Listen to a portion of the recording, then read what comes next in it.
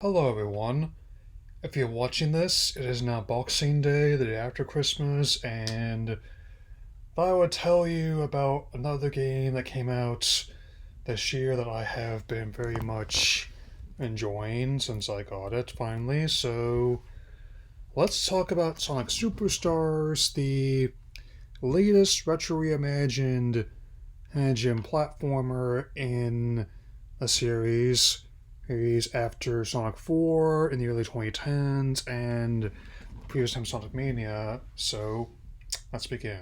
As I record this, I just finished the Lagoon City stage first run through. I'm going to be going through there again and to get the Chaos Emerald whole main and for all the discourse around like the boss's difficulty. Personally, they're no worse than what I've encountered in the 16-bit titles they're inspired by.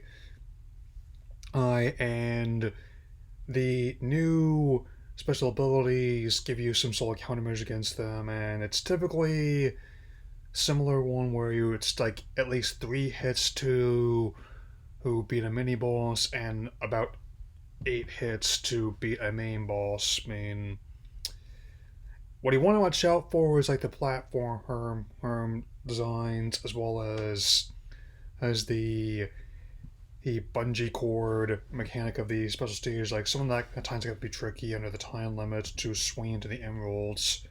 Yeah. And even with the skill performance, it is picking up alright, especially with the sales have been. It's even tracking similarly Frontiers to last year, which also had to contend with two Titans as well. Say nothing of the Blitz this year, including another 2D platformer, which I'll get into in a moment. Still, with Super Mario Wonder, I totally get that. It's a natural progression of what was done on, especially in the influence that Alice in Wonderland had on the series, both in terms of the original Lewis Carroll novel and the classic Disney film adaptation, in particular, or like where enchanted mushrooms naturally also lead to enchanted flowers as well. With Sonic, with the basic concept of him being fast and full of tood, I do agree you would not have to reinvent the wheel necessarily. You just had to roll it someplace interesting. And even though this is like the first retro reimagined title doesn't use any legacy stages from the Genesis games, their DNA is clearly inside of them. Um, with the likes, like the Pinball Carnival, especially being a personal favorite of mine so far, based on what I played. And Arzest has experience in reimagining in old style platformers with Yoshi's New Island, and even though with the device version of Balan Wonderworld there was concern there, as with some of Izuka's statements during discourse. However, after someone, let's call them Jim, posted their video on the matter, it was revealed that they actually did discuss a direct sequel Sonic Mania, but it never actually got too much far beyond just talks. That's also why Christian and his team decided to make a different game for the time being. Maybe they'll revisit the idea in the near future, and I don't know about there not being a place for pixel art, given how the indie space has definitely made it quite a bit there. Still, as about to get into it, there's a lot to like about how this game as a whole. Some points.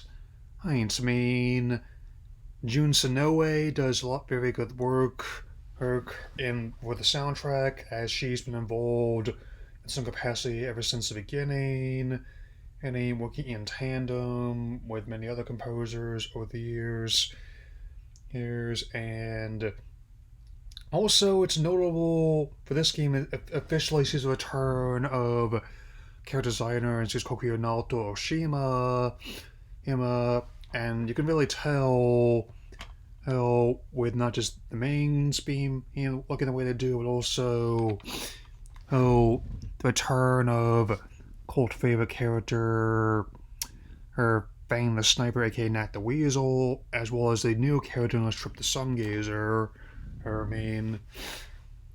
I also like how, on top of the new special stages, again, the Bungie mechanic kind of reminds me of Knuckles Chaotic, so it definitely tells you what kind of fan I am that I even played that weird spin off game.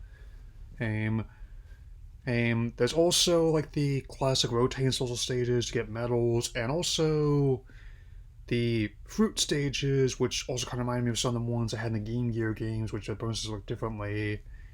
So, and I definitely have been enjoying on this on PS4. It's one of the other ones that whenever I get a PS5, I'll upgrade to that version gratis. Also on Switch, PC, and Xbox. So I definitely can say that it's another yet another reason about how this year in gaming is going to be remembered, or for the most part, the same way that 1998 is remembered 25 years later in terms of being another watershed year of sorts. Anyway, I'm definitely eager to finish both my Cross the Spider Verse and Rise of the Beast spoiler reviews. In fact, I might have already done so by the time you see this, and they'll be out for the end of the year. That'll be my reflections, and perhaps another surprise to close out this very strange year. I was hoping to see what it is, though. I'll be out for now, so take care, everyone.